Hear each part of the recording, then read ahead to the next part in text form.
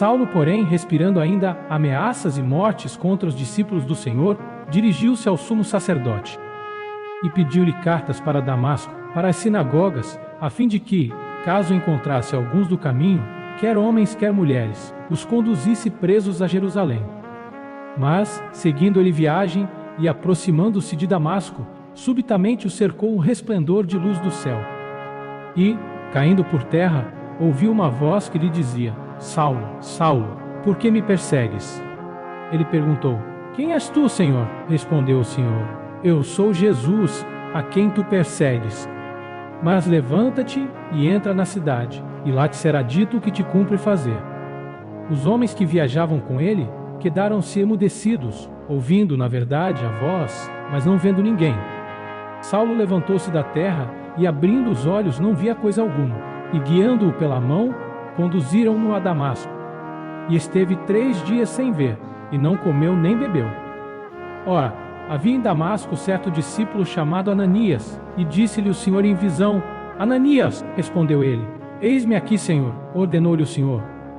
Levanta-te, vai à rua chamada Direita, e procura em casa de Judas um homem de Tarso chamado Saulo, pois eis que está orando. E viu um homem chamado Ananias entrar e impor-lhe as mãos, para que recuperasse a vista. Respondeu Ananias: Senhor, há muitos ouvi acerca desse homem, quantos males tem feito aos teus santos em Jerusalém. E aqui tem poder dos principais sacerdotes para prender a todos os que invocam o teu nome. Disse-lhe, porém, o Senhor: Vai, porque este é para mim um vaso escolhido, para levar o meu nome perante os gentios, e os reis, e os filhos de Israel. Pois eu lhe mostrarei quanto lhe cumpre padecer pelo meu nome. Partiu Ananias, e entrou na casa, e impondo-lhe as mãos, disse: Irmão Saulo, o Senhor Jesus, que te apareceu no caminho por onde vinhas, enviou-me para que tornes a ver, e sejas cheio do Espírito Santo. Logo lhe caíram dos olhos como que umas escamas, e recuperou a vista. Então, levantando-se, foi batizado. E, tendo tomado alimento, ficou fortalecido.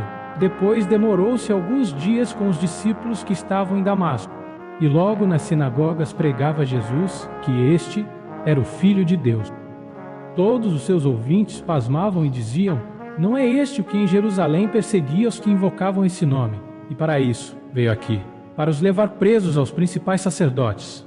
Saulo, porém, se fortalecia cada vez mais e confundia os judeus que habitavam em Damasco, provando que Jesus era o Cristo. Decorridos muitos dias, os judeus deliberaram entre si matá-lo.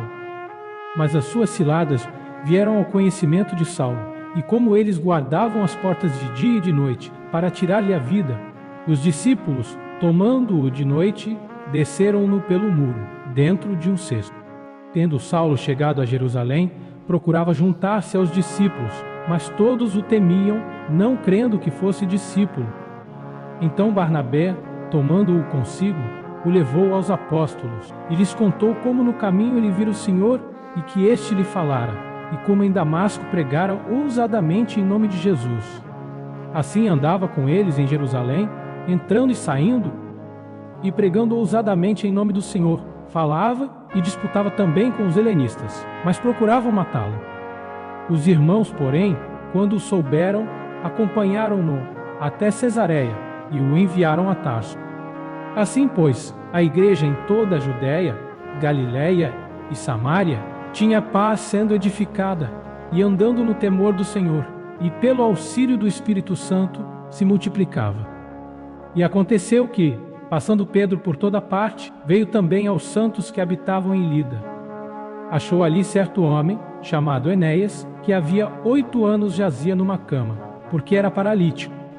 Disse-lhe Pedro: Enéas, Jesus Cristo te cura, levanta e faze a tua cama. E logo se levantou. E viram-no todos os que habitavam em Lida e Sarona, os quais se converteram ao Senhor.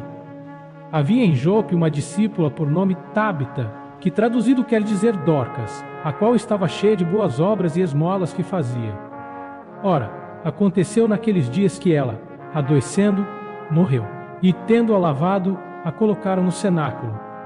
Como Lida era perto de Jope, ouvindo os discípulos que Pedro estava ali, enviaram-lhe 2 homens, rogando-lhe: não te demores em vir ter conosco.